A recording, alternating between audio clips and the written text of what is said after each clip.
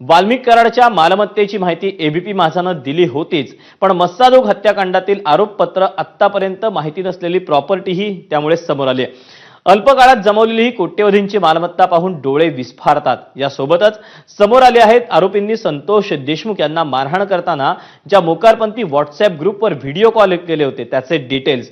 गुन्हेगारी, खंडणीखोरी आणि राजकारण यांचं मन विषण्ण करणारं चित्र आरोपपत्रातून समोर येत आहे. याचा आढावा घेणारा हा विशेष रिपोर्ट पाहूया.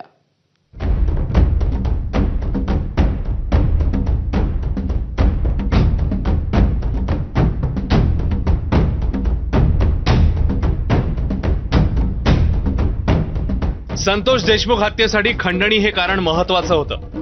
खंडणीखोरीची पाळंमुळं खूप खोलवर आणि खूप दूरवर पसरलेली असतात. याच खंडणीच्या जोरावर अनेकांनी आपलं साम्राज्य उभं केलंय. वाल्मिक कराड त्यातीलच एक. आरोपपत्रात वाल्मिक कराडची आतापर्यंत समोर न आलेली डोळे विस्फारणारी प्रॉपर्टी समोर आली आहे. केजमध्ये 2,500 चौरस फुटांचा प्लॉट आणि बंगला, किंमत 1,69,00,000.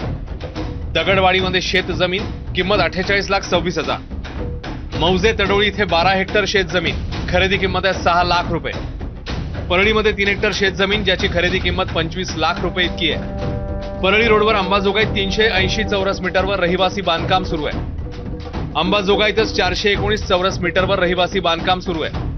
दगडवाडीत स्टोन क्रेशर युनिट, पांगरीमध्ये खुला प्लॉट, तर दगडवाडी गावात 48 लाखांची शेत जमीन.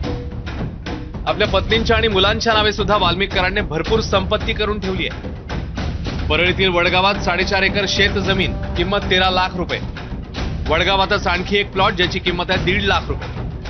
तर मुलगा गणेश कराडची संपत्ती ही समोर आली आहे. शिरसाळा गावात 581 चौरस मीटर खुला प्लॉट, ज्याची किंमत 7.5 लाखांच्या घरात आहे.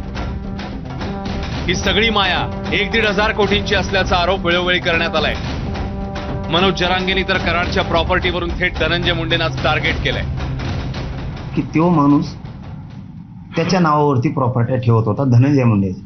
म्हणून फडणवीस साहेबाला आपण दुसऱ्यांदा विनंती करतोय की तुम्हाला जो वाटतंय की तो आढळला नाही, तो त्याच्यातच आहे.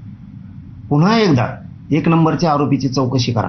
ही प्रॉपर्टी तो कोणासाठी कमवली, खंडण्या कोणासाठी मागितल्या, निवडणुकीत तो ह्यो पैसा धनंजय मुंडेला खून करून वापरायला दिला का नाही दिला. त्याच्या नावाची कोट्यवधीची प्रॉपर्टी ही धनंजय मुंडेची, 100% ही धनंजय मुंडेची आहे. आणि सगळं धनंजय मुंडेचं काम तो बघत होता, कार्यालयाचं कामकाज, व्यवसायाचं पण, आणि तो बऱ्याच ठिकाणी पार्टनर सुद्धा. एन्फोर्समेंट डायरेक्टरी दिल्लीची नोटीस आली. ती का नोटीस आली? आणि आकाने माल बी काय कमी नाही जमावला. एक शॉप असं काढताय, 7 शॉप आकाने बुक केले. 7 एका शॉपची किंमत आहे 5 कोटी रुपये. आणि आकांचं दुसरी पत्नी, ह्या ज्या जाधव आहेत ना, त्या त्यांच्या दुसऱ्या पत्नी आहेत, त्यांच्या नावावर 3 शॉप आहेत. आणि वाल्मिक आका यांच्या नावावर 40 कोटीचे त्यांचे फ्लॅट. एक शॉपची किंमत 5 कोटी रुपये. अमिनोरा पार्क, अँड्रोना टावर, मगरपट्टा, हडपसर इथं एक फ्लॅटची किंमत आहे 15 करोड रुपये.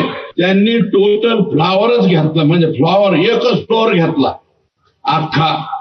आणि तो फ्लोअर कोणाच्या नावावर आहे? वाल्मिक अण्णाच्या ड्रायव्हरच्या नावावर.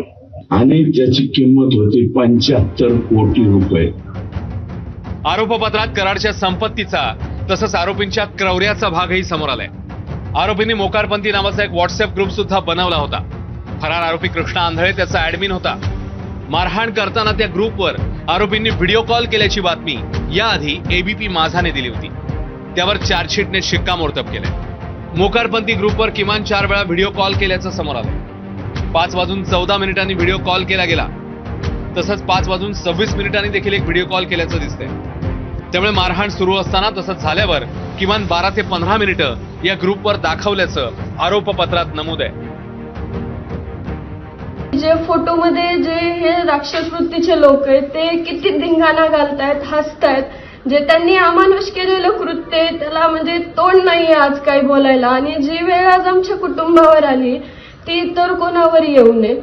आणि जसं त्याच्यामध्ये इतकं सुद्धा आहे की माझे वडील शेवटी सुद्धा सांगतायत मला माझ्या मुला मुलीसाठी जगू द्या आणि जे माझ्या गावासाठी आहे मला माझ्या गावाला पुढे न्यायचंय, मला माझ्या गावासाठी जगू द्या. ते इतकं तळमळ व्यक्त करत असताना सुद्धा म्हणजे यांना कोणाचा तरी वरच्या सरकारचा किंवा कोणाचा तरी हात असल्याशिवाय हे असं करणं शक्य नाहीये.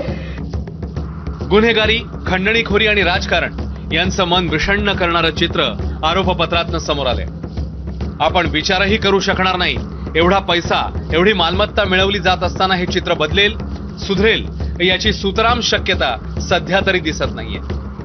हे चित्र बदलण्यासाठी कोणता राजकारणी धाडस दाखवेल अशी आशा करणंही सध्या तरी भाबडेपणाच ठरेल.